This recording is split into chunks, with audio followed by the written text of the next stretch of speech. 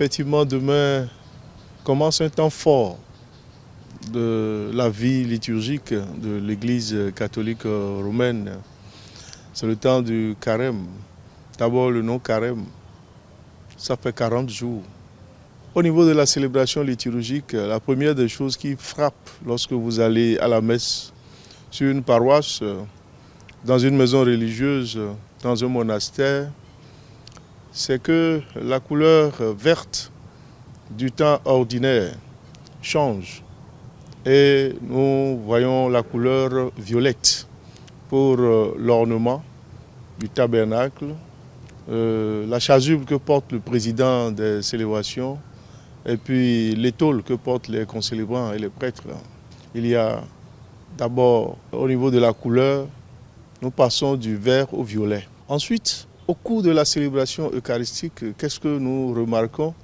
Nous remarquons que la chorale ne chante plus le Gloria in excelsis Deo. De façon générale, en féerie comme pendant les célébrations dominicales, sauf les solennités et les fêtes pendant le temps de carême. Nous remarquons aussi que le chant de l'Alléluia laisse la place au chant du Maranatha.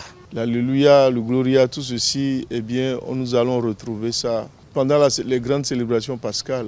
On a un héritage textuel assez riche qui conflue notre attention à la contemplation du Seigneur pendant les 40 jours de jeûne, 40 jours de contemplation du Seigneur, 40 jours de désert, de réconciliation avec Dieu, de conversion. Les célébrations dominicales, la messe du dimanche, nous permet de comprendre que le cycle, vous savez, cette année c'est l'année C. Eh bien, les tests nous amènent à un itinéraire pénitentiel qui nous permet de vivre la réconciliation et la conversion. Et donc, après les 2 premiers dimanches où on nous parle respectivement du Christ au désert et puis de la transfiguration, qui sont 2 thèmes communs aux 3 cycles, à partir du 3e dimanche, l'accent va être vraiment mis sur le cycle pénitentiel, où nous aurons la parabole du figuier en Saint-Luc. Ensuite, nous aurons l'enfant prodigue. Et pour clôturer ceci, le dernier dimanche, on aura la femme samaritaine, qui sera un extrait de l'évangile selon Saint Jean. Alors, invariablement, les textes liturgiques en féerie, dans les temps en dehors des célébrations dominicales, vont s'articuler globalement autour de 3 thèmes, comme à chaque temps de carême, de façon invariable et même selon les cycles. Et donc, ces 3 thèmes-là sont le pardon, qui est perçu comme un don de Dieu, la contemplation des fruits du mystère pascal, et puis la réconciliation et la conversion. Le Mardi Gras, c'était d'abord une fête païenne où on tente d'inverser l'ordre du monde. Et à ce moment-là, les maîtres se mettaient au service des esclaves, dont les esclaves en fait bénéficient d'une liberté temporaire et les maîtres les servaient. C'est aussi l'occasion de faire bombance, de festoyer sans restriction. C'était la pratique. Au IVe siècle, avec la constitution du calendrier liturgique, à partir du carême, les chrétiens qui ont compris que pendant le carême, il faut faire restriction, il faut se priver de nourriture, éviter de faire bombance. Ils ont accepté, toléré cette fête païenne du Mardi Gras, où on peut se permettre de fêter, de festoyer, de manger un peu plus, voilà, de manger gras, d'où le nom du Mardi Gras, voilà, un peu avant de rentrer dans l'austérité du carême. Voilà un peu comment cette fête païenne autrefois a été introduite petit à petit dans la pratique des chrétiens.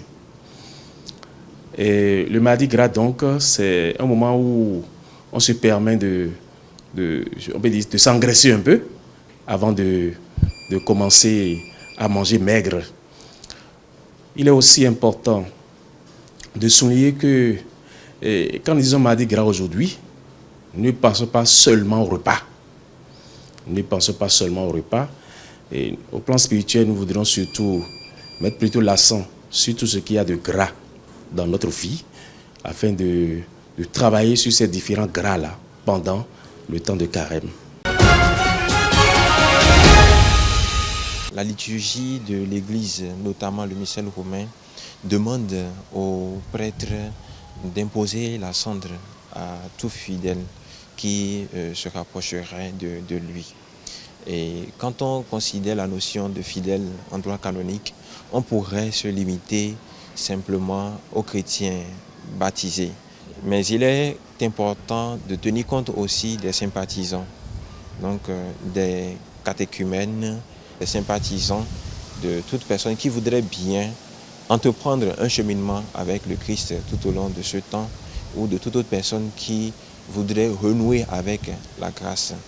Fondamentalement, le mercredi des cendres est un jour inaugural du temps de carême.